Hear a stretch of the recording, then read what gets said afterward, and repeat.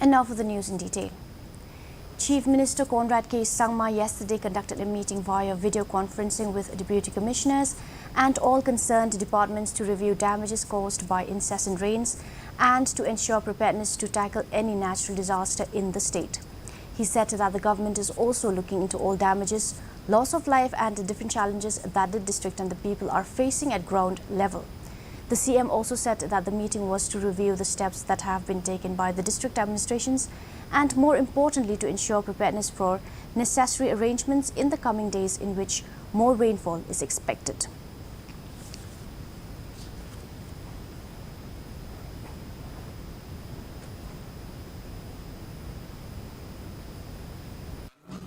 To look into all the damages and the loss of lives and the different challenges that the districts are facing and the public are facing at the ground level, and also to review the steps that have been taken by the district administration, and more importantly also to ensure that we make necessary arrangements and prepare for the coming days in which we expect that the rainfall could be more and heavier, and in such eventuality the district administration and the overall departments should be ready to ensure that all the necessary steps and all the relief is given to the people.